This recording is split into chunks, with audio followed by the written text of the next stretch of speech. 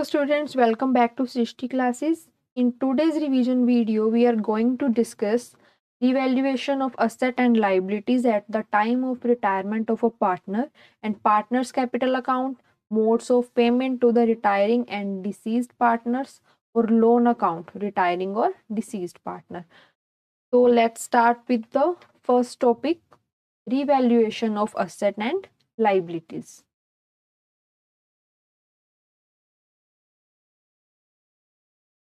तो जैसे एडमिशन के टाइम पर हमने किया था कि जब एसेट की वैल्यू इंक्रीज होती है तो वो कहाँ आती है, क्रेडिट साइड पर, ठीक है। और एसेट की वैल्यू अगर डिक्रीज होती है तो वो आएगी डेबिट साइड पर। और अगर लाइबिलिटीज की वैल्यू इंक्रीज हो रही है तो वो कहाँ आएगा, डेबिट साइड। और अगर लाइबिलिटीज की वैल्यू डिक्रीज हो रही है तो क्रेडिट साइड पर। कोई भी अनरिकॉर्डेड लाइबिलिटीज हैं तो वो हमारी डेबिट साइड पर जाएंगी, अनरिकॉर्डेड असेट्स हमारी क्रेडिट साइड पर जाएंगी, ठीक है। और आउटस्टैंडिंग एक्सपेंसेस हैं कोई भी तो वो हमारे डेबिट साइड पर रिकॉर्ड होंगे, कोई प्रीपेड एक्सपेंसेस है तो वो क्रेडिट साइड पर रिकॉर्ड होंगे, कोई इनकम रिसीव हुई है एडवांस में तो वो हमारी डेबिट साइड पर रिकॉर्ड होगी, income earn but not received तो ये हमारा क्रेडिट साइड पर जाएगा। अगर हमारा डेबिट बैलेंस ज़्यादा है क्रेडिट से तो इस केस में हमें होगा रिवैल्यूएशन लॉस। और अगर हमारा क्रेडिट साइड ज़्यादा है डेबिट साइड से तो उस केस में होगा हमें रिवैल्यूएशन प्रॉफिट। और फिर इसको हम ट्रांसफर कहाँ करेंगे, पार्टनर्स कैपिटल अकाउंट में इन ओल्ड रेशियो, ठीक है। तो हमें ये ओल्ड रेशियो में ट्रांसफर करना है।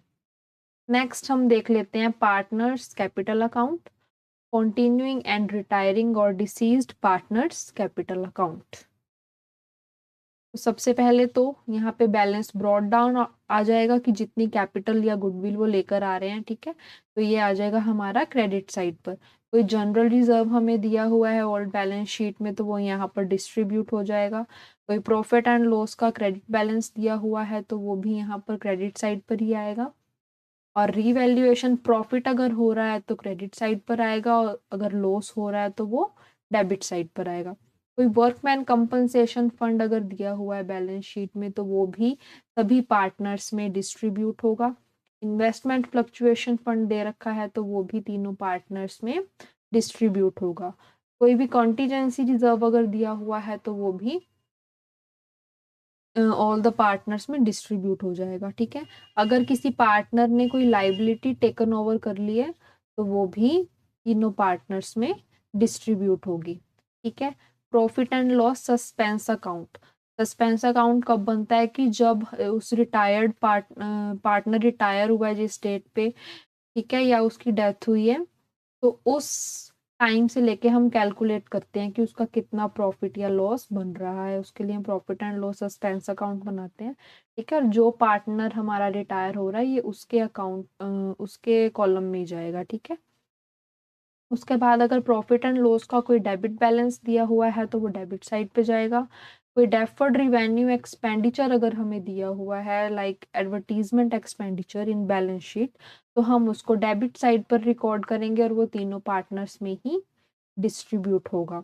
कोई एसेट अगर किसी पार्टनर ने टेकन ओवर कर ली है तो वो भी पार्टनर्स कैपिटल अकाउंट में डेबिट साइड पर जाएगा, ठीक है। और कोई पार्टनर का अगर लोन है, या तो वो कैश के थ्रू है, चेक के थ्रू है तो वो भी कहाँ जाएगा, डेबिट साइड पर।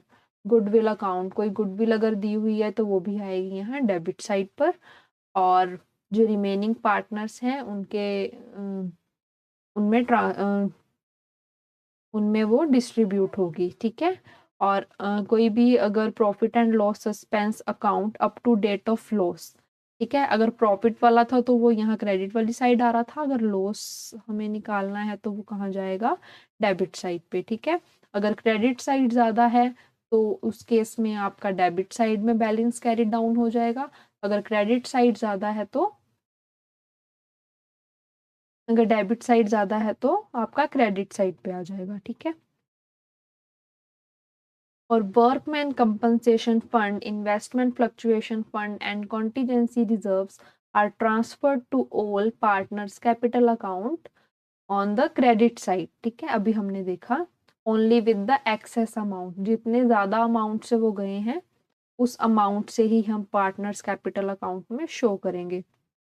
For example, if workman compensation fund appears on the liability side of old balance sheet of rupees 6,000, अगर old balance sheet में 6,000 का workman compensation fund दिखा रखा है और adjustment में दिखा रखा है an amount of rupees 4,000 for workman compensation claim is given, 4,000 का claim दिया जाएगा, तो excess amount कितना हुआ, 2,000 का difference आ रहा है ना, तो ये 2,000 ही पार्टनर्स कैपिटल अकाउंट में ट्रांसफर करे जाएंगे। ठीक है, तो the amount of claim that is rupees 4,000 और जो 4,000 एडजस्टमेंट में दिया हुआ है ये कहाँ जाएगा, न्यू बैलेंस शीट में लाइबिलिटीज साइड पर। ठीक है, next, this represents the amount of existing goodwill that is already appearing on the asset side of the old balance sheet. It has to be written off by debiting all partners capital account in their old profit sharing ratio. कि अगर old balance sheet में goodwill asset side पर appear हुई है, ठीक है, तो उसको हम राइट ऑफ करेंगे कैसे, पार्टनर्स कैपिटल अकाउंट में डेबिट साइड पर सभी पार्टनर्स में ओल्ड प्रॉफिट शेयरिंग रेशो में उसको डिस्ट्रीब्यूट करोगे, राइट ऑफ करोगे। ठीक है, नेक्स्ट ये इंपॉर्टेंट नोट है, if in the question there are no adjustments related to workman compensation fund, investment fluctuation fund और कॉन्टीजेंसी रिजर्व, तो ये ट्रांसफर कहाँ होंगे, पार्टनर्स कैपिटल अकाउंट में विद फुल वैल्यू, क्योंकि कोई एडजस्टमेंट तो दे ही नहीं रखी है। ठीक है, तो जितनी फुल वैल्यू बैलेंस शीट में, ओल्ड बैलेंस शीट में दिखाई हुई है, तो पार्टनर कैपिटल अकाउंट में उसी फुल वैल्यू से ही आप रिकॉर्ड करोगे among all the partners including the retiring और डिसीज्ड पार्टनर। ठीक है, सभी पार्टनर्स इसमें आ जाएंगे, जो रिटायर हो रहा है या जिसकी डेथ हो रही है वो भी, in their profit sharing ratio, जितना भी उनका प्रॉफिट शेयरिंग रेशियो होगा। Second point is reserves such as employees provident fund, provision for taxation reserves, joint life policy reserve and depreciation reserves are not transferred to partners capital account and are shown on the liability side of the new balance sheet. किस तरह के reserves की बात हो रही है यहाँ पे, employees provident fund, provision for tax, taxation reserve, joint life policy, depreciation reserves. ठीक है, तो ये सब पार्टनर्स कैपिटल अकाउंट में शो ना करके कहाँ करने हैं, न्यू बैलेंस शीट में लाइबिलिटी साइड पर। ठीक है, नेक्स्ट हम देख लेते हैं mode of payment to the retiring and deceased partner. ठीक है, तो जो रिटायर्ड और डिसीज्ड पार्टनर है मैं आइदर भी पेड इन कैश, या तो उसको कैश में पे करेंगे या फिर हम लोन के थ्रू उसको इंस्टॉलमेंट्स में पेमेंट करेंगे। ठीक है, या फिर उसको पार्शली कैश दे दिया, आधा कैश दे दिया, आधा लोन के थ्रू हम उसको पेमेंट कर रहे हैं। ठीक है, तो हम इनकी जर्नल एंट्रीज एक बार देख लेते हैं। फर्स्ट केस क्या है इसमें, कि अगर जो रिटायर्ड या डिसीज्ड पार्टनर है उसको अगर हम कैश में पेमेंट कर रहे हैं तो क्या एंट्री होगी, retiring deceased partners capital account debit to cash या बैंक अकाउंट। ठीक है, अगर कैश है तो कैश, अगर चेक के थ्रू किया है तो बैंक।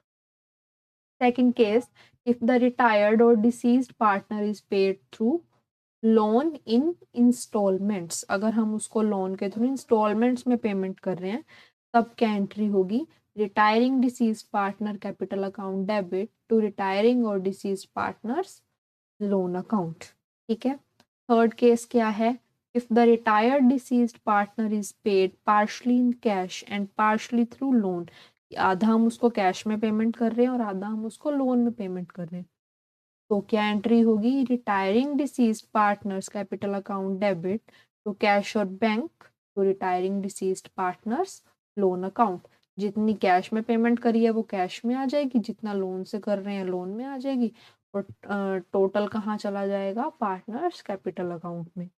ठीक है, आई होप कि आपको ये समझ आया होगा। वे के नोट देख लो। If nothing is mentioned in the question regarding the mode of payment to the retiring और द डिसीज्ड पार्टनर, अगर क्वेश्चन में कुछ भी मेंशन नहीं है कि क्या मोड ऑफ पेमेंट यूज किया गया है, तो ये अज्यूम कर लिया जाता है कि जो पेमेंट है वो लोन के थ्रू हुई है, ठीक है। तो वहां पर क्या मान लोगे कि पेमेंट लोन के थ्रू हुई है। The capital account of the retiring और the deceased partner is closed by transferring the balancing figure to the credit side of the retiring और deceased partners loan account, ठीक है। जो पार्टनर का loan account बनेगा वहां पे की एंट्री करके क्लोज कर दिया जाएगा उसके बैलेंस को, ठीक है। द रिटायरिंग और deceased partners loan account will be shown on the liability side of the new balance sheet. नए बैलेंस शीट में कहाँ पे दिखाना है इसको, लाइबिलिटी साइड में, रिटायरिंग और डिसीज्ड पार्टनर्स लोन अकाउंट के नाम से, ठीक है। अब हम देख लेंगे लोन अकाउंट। लोन अकाउंट हम कैसे बनाते हैं। तो द क्वेश्चन में ask to prepare retiring partners loan account. आपको अगर क्वेश्चन में गिवन है कि आपको पार्टनर्स लोन अकाउंट बनाना है या फिर deceased partner's executor loan account बनाना है फॉर 1 ईयर और फॉर मोर देन 1 ईयर, तो हम कैसे बनाएंगे। तो सबसे पहले हम देख लेते हैं फॉर 1 ईयर।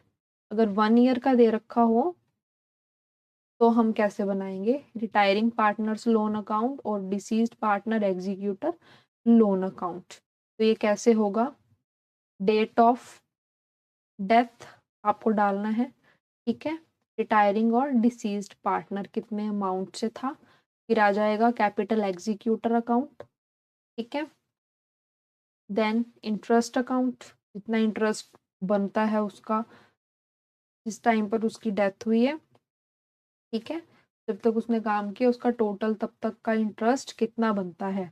और फिर इस तरफ आ जाएगा ये बैलेंस आपका कैश और बैंक अकाउंट डेबिट, ठीक है। ये अमाउंट आ जाएगा यहाँ पर। और अगर 1 ईयर से ज़्यादा टाइम का है तब कैसे बनाएंगे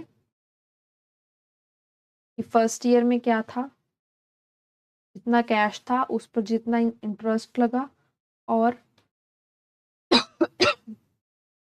कि फर्स्ट ईयर में कितनी इंस्टॉलमेंट भरी है, ये क्वेश्चन में आपको गिवन होगा, ठीक है। तो यहाँ पर वो अमाउंट आ जाएगा। इस साइड पर क्या आएगा, रिटायरिंग और deceased partners capital executor account, जितना अमाउंट इधर आया उतना इधर लिखोगे, दोनों तरफ ये इक्वल हो जाएगा।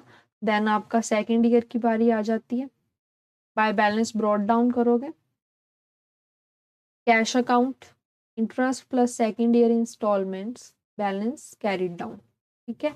ऐसे ही जितने आपको ईयर्स का वहां पे निकालना है उतने का निकालोगे, फिर आ जाएगा आपका लास्ट ईयर, ठीक है। ये भी सेम एज इट इज ही आपको करना है, इंटरेस्ट प्लस इंस्टॉलमेंट।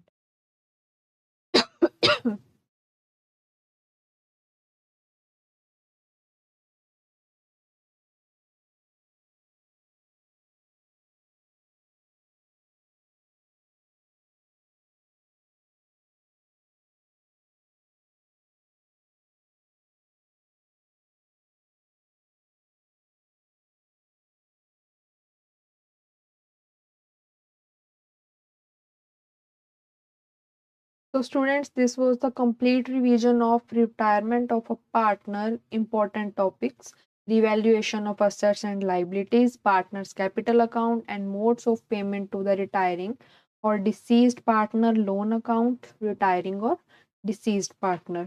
ठीक है. If this video was helpful, please like, share and subscribe to Srishti classes और revision करना बिल्कुल भी ना भूलें. Thank you for watching and all the best for your exam. See you in the next class.